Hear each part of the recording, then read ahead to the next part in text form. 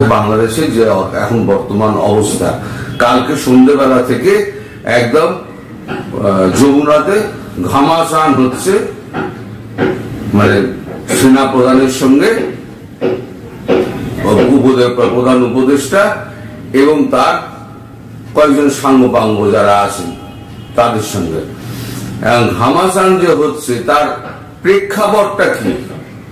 হঠাৎ করে তো হলো না। এই প্রেক্ষাপটটা রচিত হয়েছিল কিন্তু 1.5 মাস আগে।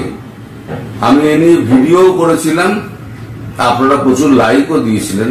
সেটা হচ্ছে 3 সেনাপ্রধান রাষ্ট্রপতির চুপ্পুর কাছে গিয়ে দেখা করেছেন এবং তাকে আশ্বস্ত করেছেন যে আপনি মানে সসম্মানে এখানেই থাকুন, কেউ আপনাকে কিছু বললে আপনি আমাদেরকে খবর দেবেন, দরকার হলে রাষ্ট্রপতি ভবনের সামনে চারদিকে আমরা সেনা মোতায়েন করে যাচ্ছি।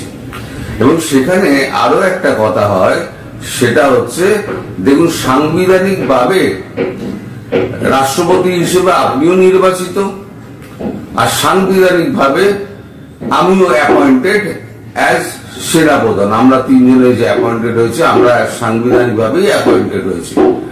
সুতরাং যারা সাংবিধানিক ভাবে অ্যাপয়েন্টমেন্ট যারা পেয়েছে, তাদেরকে হটানোর ক্ষমতা কারণ নেই। ফলে আপনি এবং আমরা যদি একসঙ্গে থাকি, তাহলে পরে কেউ আমাদের বিপদে ফেলতে পারবে না। এই বিপদটা যেটা আসছে, সেটা কিন্তু 3 সেনাপ্রধান কিন্তু অনেক আগেই আঁচ করেছিলেন যে ধীরে ধীরে আমাদের এই ডক্টর ইউনূস সাহেব তিনি আস্তে আস্তে ক্ষমতার একেবারে কেন্দ্রে যেতে চাইছেন এবং উনি একদম কি বলে ডিক্টেটর হতে চাইছেন, মানে আস্তে আস্তে ডিক্টেটরশিপের দিকে যাচ্ছিলেন। প্রথমে কি বলেছিলেন, ছাত্ররা চাইছে বলে আমি এসেছি। তারপরে কি বললেন, আমার কথা না শুনলে আমি চলে যাব। এইবার ক্ষমতা ধরে রাখার জন্য তিনি ডিক্টেটরশিপের দিকে যাচ্ছেন। তারপর কি হলো, সেনাপ্রধান কি বললেন, সেনাপ্রধান বললেন যে 1.5 বছরের মধ্যে নির্বাচন করতে হবে। 1.5 বছরের মধ্যে নির্বাচন করতে হবে পরিষ্কার, সেনাপ্রধান কিন্তু পরিষ্কার বলে দিয়েছিলেন। এবং যখন শেখ হাসিনা যখন দেশ ছাড়েন, সেই সময় সেনাপ্রধান তার এতে পরিষ্কার বলেছিলেন যে ভাষণে, যে আমি আমার উপর আস্থা রাখুন, আমি দেশের দায়িত্ব নিলাম এবং সঠিকভাবে আমি দেশ চালাবো, আমার উপর আপনারা আস্থা রাখতে পারেন। তো দেশবাসী কিন্তু তার উপরে আস্থা রেখেছিল, সেই জিনিসটা কিন্তু তার মাথার মধ্যে ঘুরছে। আর দ্বিতীয় কথা যেটা ঘুরছে, সেটা হচ্ছে সাংবিধানিক পদে থেকে তিনি যদি সাংবিধানিক কোনো কাজ করেন, তাহলে পরবর্তী সরকার যিনি আসবেন, তাকে সেই সরকার কিন্তু তাকে কাঠগড়ায় তুলে দেবে। যে উনি তো জোর করে ওনাকে বসানো হয়েছিল, একটা ছাত্র জনতা এসে ওনাকে বসিয়ে দিয়েছে, উনি নয় করেছেন, কিন্তু আপনি তো সাংবিধানিক ভাবে বসে আছেন, আপনি কি করে মেনে নিলেন? তখন কিন্তু রাষ্ট্রপতির কাছে উত্তর থাকবে না, সেনাপ্রধানের কাছে উত্তর থাকবে না। ফলে বিপদে পড়বেন কিন্তু এরা দুজন। ফলে তারা সবাই মিলে ঠিক করলেন যে 1.5 বছরের মধ্যে এর যা কাজকর্ম দেখছি, 1.5 বছরের মধ্যে এই ক্ষমতা হস্তান্তর করে, নির্বাচন করে ক্ষমতা হস্তান্তরের ব্যাপারটা কমপ্লিট করতে হবে, সাংবাদিক সম্মেলন করে বলে দিলেন। এই আর পরবর্তী ক্ষেত্রে আসুন, সেটা হচ্ছে একের পর এক যে ভাষণ এই দিচ্ছেন, মানে আমার ডক্টর ইউনূস, সেটা হচ্ছে সম্পূর্ণ চরম ভারত বিরোধী। তিনি মনে করেছিলেন যে আমেরিকা তার পাশে আছে, যে কোনো পরিস্থিতিতে হোক না কেন আমেরিকা তাকে সামলে নেবে, এটা তার মনের মধ্যে রয়েছে। তার মনের মধ্যে আমেরিকা হয়তো ঢুকিয়েও দিয়েছিল, কিন্তু তিনি আমেরিকাকে জানেন না। আমেরিকা গাছে তুলে মই কেড়ে নেওয়ার জন্য একাই যথেষ্ট। জেলেনস্কিকে দেখুন, চার বেটা সুলি পে রাম তেরা ভালা করে, ন্যাটো ঢুকে আয়, জেলেনস্কি পুরো দেশটা ধ্বংস করে দিল।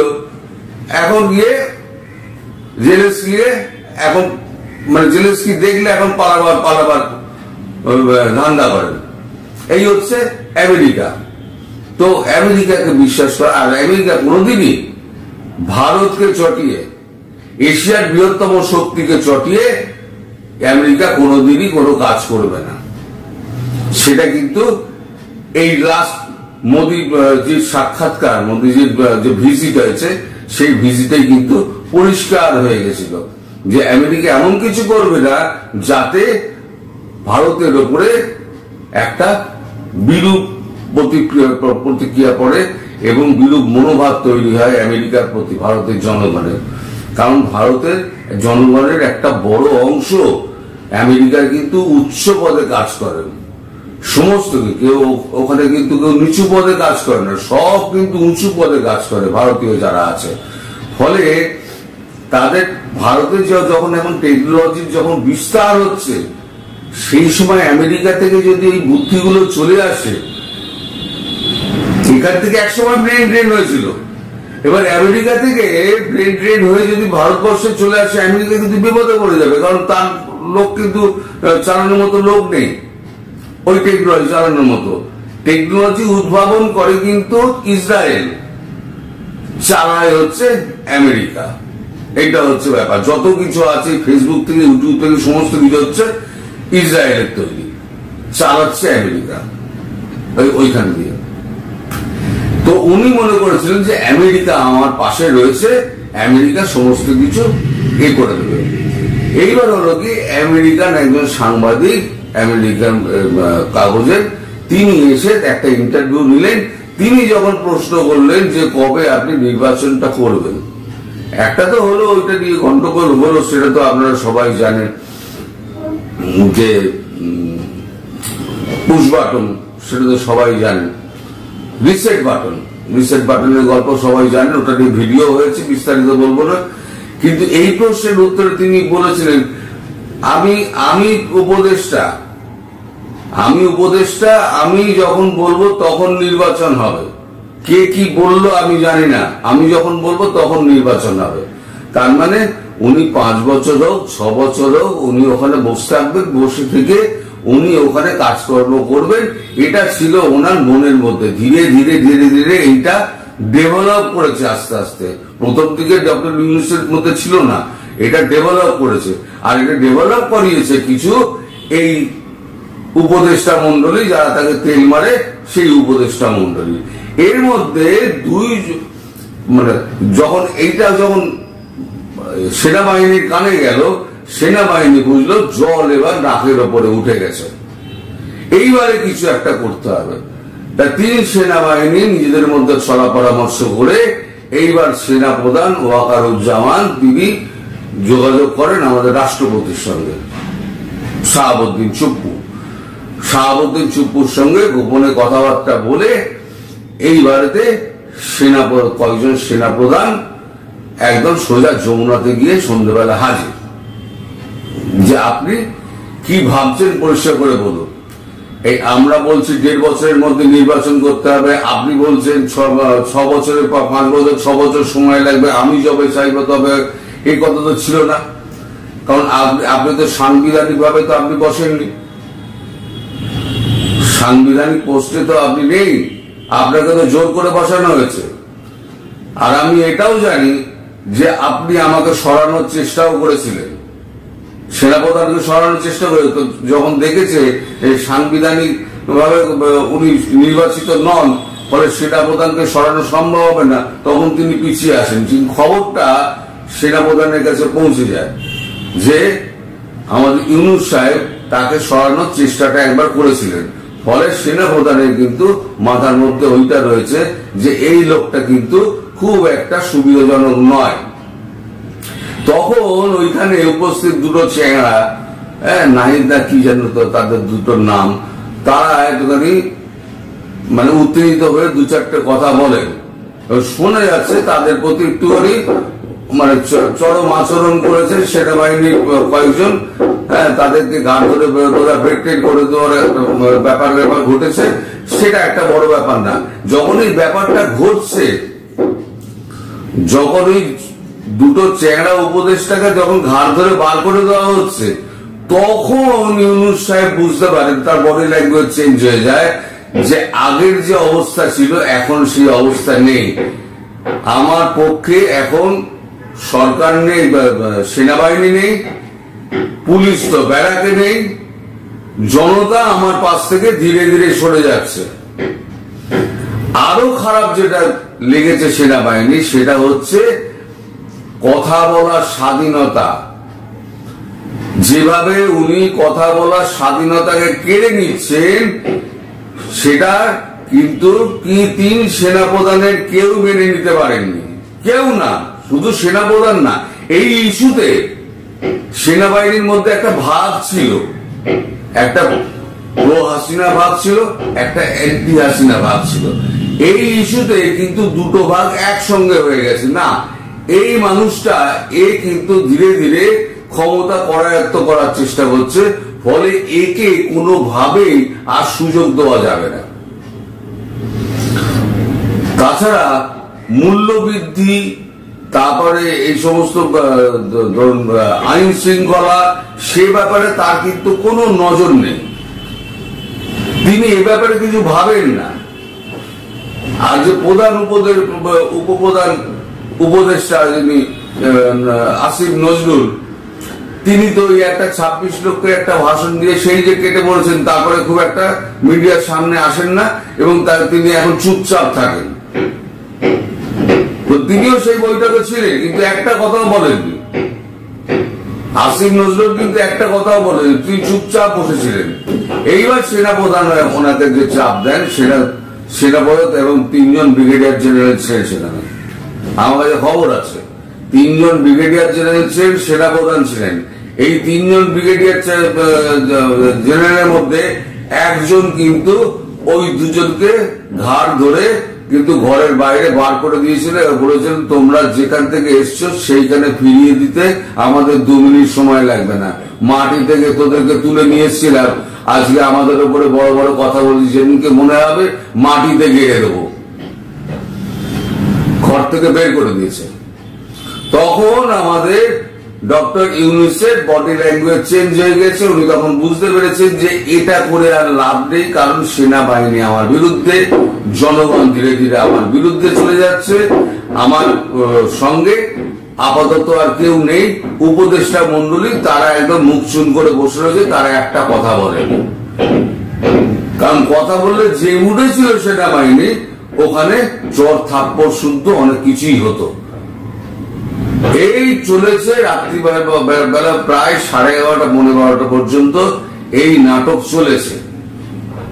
এই নাটক যখন শুরু হয়েছে তখনও আমি জানি, যখন নাটক শেষ হয়েছে তখনও আমি জানি, কিন্তু ভেতরে কি হয়েছে সেটা আমি জানতাম না। কালকে অনেক রাত অব্দি এইসব ঘাটাঘাটি করে খবর টবর নিয়ে আমি ভাবলাম যে পুরো ঘটনাটা আপনাদের জানাই। পুরো ঘটনা না জানলে, আধা আধে জানলে কিছু হবে না। এখন সেনাবাহিনী তাকে একটা আলটিমেটাম দিয়েছে। এবার শুনুন, সেনাবাহিনী এবার আলটিমেটাম দিয়েছে, 1.5 বছরও নয়, আপনাকে 6 মাসের মধ্যে এবং তার আগে আপনাকে নির্বাচন করতে হবে, এবং যদি নির্বাচন আপনি প্রক্রিয়া তার আগে শেষটা করতে পারেন 6 মাস বা তার আগে, তাহলে ক্ষমতা রাষ্ট্রপতির হাতে দিয়ে রাষ্ট্রপতির অধীনে আমরা নির্বাচন করাবো। কিন্তু সংবিধান থেকে আমরা এক চুল নড়ব না। সংবিধানে যা লেখা রয়েছে, সংবিধানের বিরুদ্ধে গিয়ে সেনাবাহিনী এক চুল কাজ করবে না, রাষ্ট্রপতি এক চুল কাজ করবে না। এটা ভালো করে কান দিয়ে শুনে রাখুন।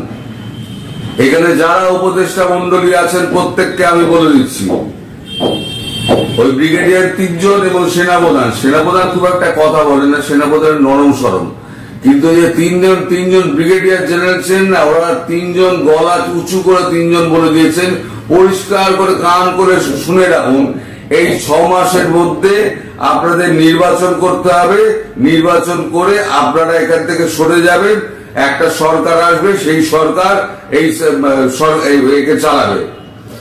আর তা যদি না করেন তাহলে পরে আমরা ক্ষমতা রাষ্ট্রপতির হাতে তুলে দেবো, রাষ্ট্রপতির হাতে ক্ষমতা নিয়ে নির্বাচন করে যেমন ভাবে সংবিধান অনুযায়ী নির্বাচন যেমন হয় সেইভাবে নির্বাচন হবে। আর যদি কোনোভাবে নির্বাচন যদি সংবিধান পরিবর্তন করার কথা স্বপ্ন ভেবে থাকেন তাহলে পরে আমাদের থেকে খারাপ আর কেউ হবে না। এই বার্তাটা পরিষ্কার দেওয়ার পর এই 11:30 11:45 নাগাদ একদম চারজনে গড় করে বেরিয়ে যান। বেরিয়ে গিয়ে ওখান থেকে তারপরে স্থবিরের মতো প্রায় 15 মিনিট চুপচাপ বসছিলেন ডক্টর ইউনূস। তারপরে কি হয়েছে সে খবর আর কারোর কাছে নেই। তবে আসিফ নজরুল যেগুলো আছে না, সেগুলো সব হাওয়া টাইট হয়ে গেছে। আমি একটা খবর আপনাদের বলেছিলেন না, আপনারা প্রচুর লাইক দিয়েছিলেন, ইউনূস সাহেব আপনি কবে পালাবেন, এই জিনিস হবে এ তো জানা কথা ছিল, কিন্তু কবে হবে সেটা জানতাম না। এটা গতকালকে হঠাৎ করে হয়ে গিয়েছে, যখনই উনি বলেছেন যে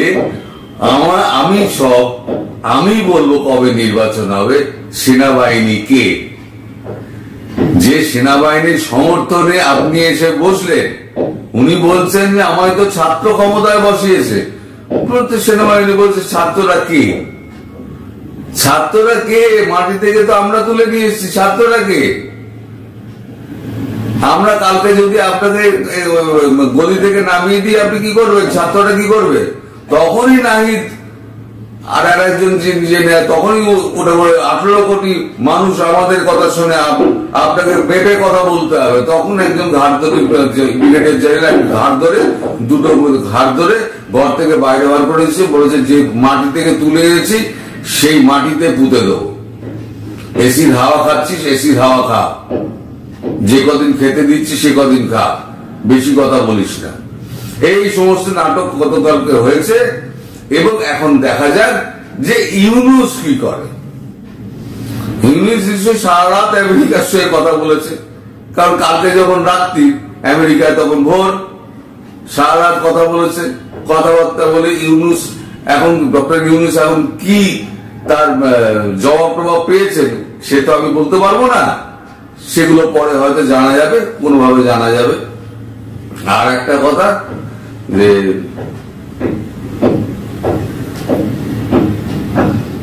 ঠিক আছে, এটা পরের ভিডিওতে বলবো। আর একটা কথা, হাসিনা সংক্রান্ত একটা ব্যাপার আছে, সেটা পরের ভিডিওতে বলবো। এই ভিডিওটা অনেক বড় হয়ে গেছে, এই ভিডিওটা আমি তাড়াতাড়ি ছেড়ে দেওয়ার চেষ্টা করছি। সবাই ভালো থাকবেন, সুস্থ থাকবেন এবং সাবধানে থাকবেন।